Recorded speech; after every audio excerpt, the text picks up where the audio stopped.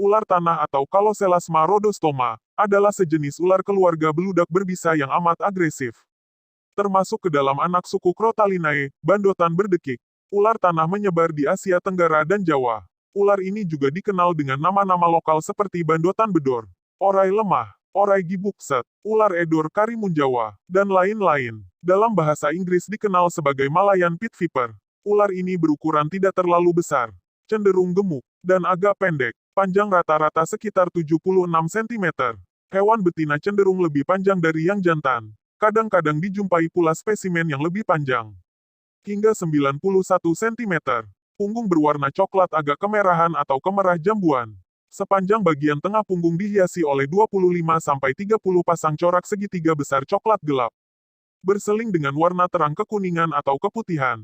Dan puncak segitiga-segitiga itu bertemu atau berseling di garis vertebral. Sisi samping, lateral, berwarna lebih pucat atau lebih buram, dengan bercak-bercak coklat gelap besar terletak beraturan hingga ke dekat anus.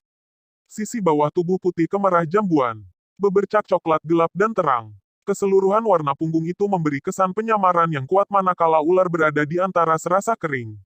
Ular ini tersebar di Thailand, Kamboja, Laos, Vietnam, Semenanjung Malaya bagian utara dan Jawa, khususnya Jawa Barat, Jawa Tengah bagian barat, dan Karimun Jawa. Lokasi spesimen tipe yang dideskripsikan adalah Jawa. Ular tanah merupakan predator penyergap.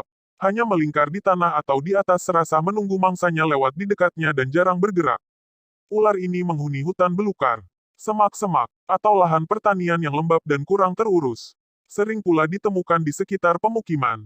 Mangsanya adalah hewan pengerat kecil, burung, kadal, dan kodok. Ular tanah terutama aktif pada malam hari nokturnal. Ular ini berkembang biak dengan bertelur ovipar, dan telur-telurnya dijagai oleh betina hingga menetas. Pola warna dan perilakunya memberikan kamuflase yang baik, sehingga ular tanah tidak mudah terlihat dan sering terlewat dari perhatian. Di pihak lain, ular ini sangat agresif dan dapat menyerang dengan cepat jika merasa terganggu.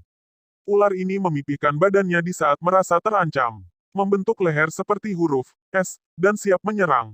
Di Semenanjung Malaya bagian utara, diperkirakan terjadi 700 kasus gigitan ular ini pada manusia setiap tahun, dengan tingkat kematian sebesar 2%.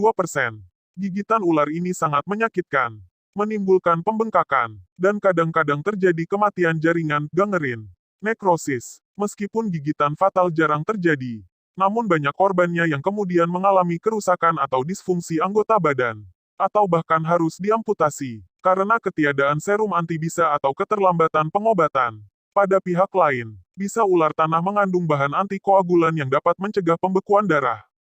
Telah sejak lama diusulkan untuk mengisolasi bahan aktif ini, untuk kepentingan pengobatan trombosis. Salah satu bahan aktif ini adalah ancrot, enzim serupa trombin yang kini digunakan secara luas untuk penelitian, dan untuk pengobatan klinis sebagai antikoagulan.